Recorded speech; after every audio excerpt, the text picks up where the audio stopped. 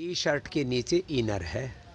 जहाँ अपना पुरुषार्थ कर रहे हैं और अपनी खोई हुई राजनीतिक जमीन हासिल करने के लिए चेष्टा करना, ये सबका लोकतांत्रिक अधिकार है कि जब तक मैं नहीं कांपूंगा मैं टी शर्ट पहनूंगा। राहुल गांधी की टी शर्ट को लेकर जब से भारत जोड़ो यात्रा की शुरुआत हुई है तब से ही चर्चाएं खूब हो रही है। मीडिया, सोशल मीडिया पर हर तरफ इसका जिक्र किया जा रहा है। टी शर्ट का ही जिक्र हो रहा है और किसी मुद्दे को लेकर जिक्र नहीं किया जा रहा। हालांकि राहुल गांधी खुद भी अपने टी शर्ट पहनने को लेकर बयान दे चुके हैं कि आखिर मीडिया और लोग मेरे टी शर्ट के पीछे ही क्यों पड़े हुए हैं। लेकिन इस बीच रामकृष्ण यादव, जिसे आप बाबा रामदेव के नाम से जानते हैं, उन्होंने एक बयान दिया है जिसे सुनना और समझना बेहद ही जरूरी हो जाता है। तो पहले रामदेव का बयान सुनिए कि राहुल गांधी के टी शर्ट को लेकर रामदेव ने क्या कहा, उसके बाद आपको आगे की कहानी बताएंगे। टी शर्ट के नीचे इनर है, तो इतने ज़्यादा कपड़े पहनने की क्या ज़रूरत है? सभी को, तुम लोगों ने भी 5-5 कपड़े पहन रखे हैं, इनकी ज़रूरत नहीं है। हमने तो ज़िंदगी भर 2 ही कपड़े पहने, सारा देश जानता है। इसमें जो है ये सच है कि राहुल गांधी जी यात्रा करके जहाँ अपना पुरुषार्थ कर रहे हैं और अपनी खोई हुई राजनीतिक ज़मीन हासिल करने के लिए चेष्टा करना, ये सबका लोकतांत्रिक अधिकार है। रामदेव ने राहुल गांधी के टी शर्ट को लेकर बयान दिया और ये बयान उस समय दिया जब 10 जनवरी को जोशीमठ के आपदा पीड़ितों के लिए राहत का सामान भेजा जा रहा था। उसके बाद रामदेव ने मीडिया से बातचीत में ये बयान दिया। रामदेव ने 2 बयान दिए, एक तो टी शर्ट को लेकर और दूसरा राहुल गांधी के तपस्वी वाले बयान को उन्होंने काउंटर किया।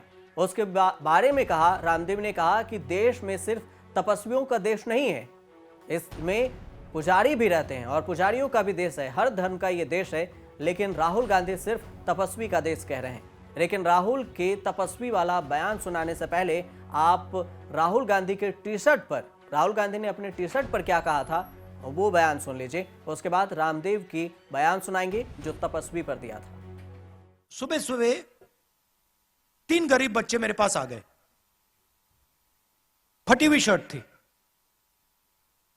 और जब मैंने उनको ऐसे पकड़ा, हाथ लगाया फोटो के लिए, फोटो लेना चाहते थे, एक इस साइड और एक साइड लड़कियां थी, एक इस साइड एक इस साइड, जैसे मैंने उनको पकड़ा वो कांप रही थी, ठंड से कांप रही थी। और फिर मैंने देखा पतली सी शर्ट थी।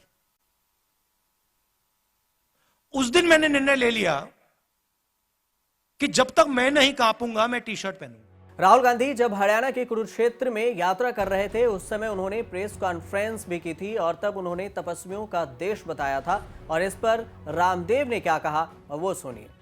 दरअसल ये पूरे राजनीतिक हथकंडे हैं। भारत तपस्वियों का भी देश है, भारत पुजारियों का भी देश है, भारत ब्राह्मणों का, सवर्णों का, अगड़ों का, पिछड़ों का, सबका देश है। इसमें ये जो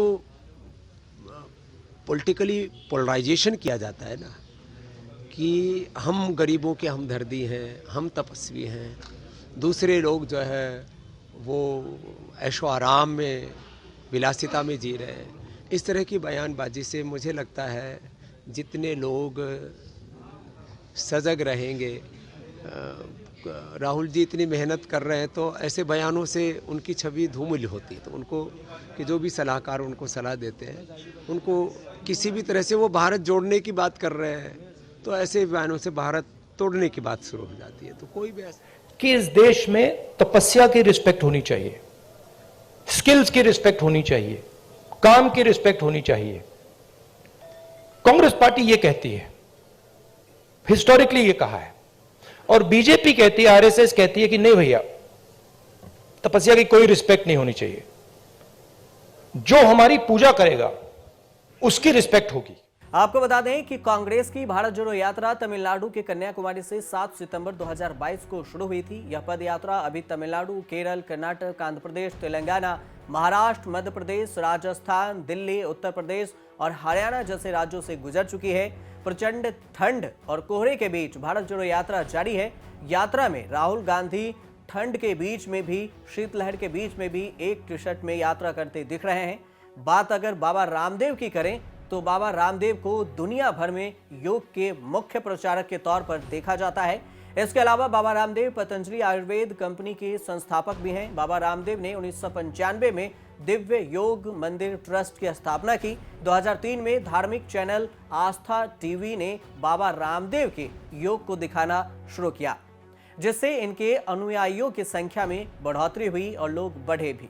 योग गुरु के रूप में लोकप्रिय होने के बाद बाबा रामदेव देश से बाहर भी योग सिखाने लगे।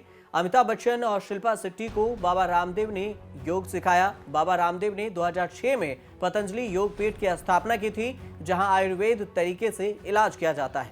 बाबा रामदेव की कंपनी पतंजलि आयुर्वेद की तेजी से भारतीय कंज्यूमर गुड्स मार्केट में पैठ बना रही है। कंपनी के आधिकारिक आंकड़ों के मुताबिक पतंजलि आयुर्वेद की साल 2016 से साल 2017 में बिक्री करीब 10,000 करोड़ रुपए की थी।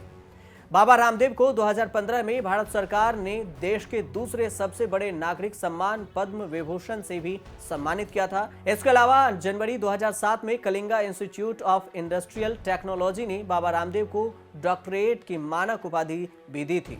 बाबा रामदेव का जन्म रामकृष्ण यादव के रूप में हुआ। इनका जन्म 25 दिसंबर 1995 को हरियाणा के महेंद्रगढ़ में हुआ था। बाबा रामदेव को योग गुरु के नाम से भी जाना जाता है।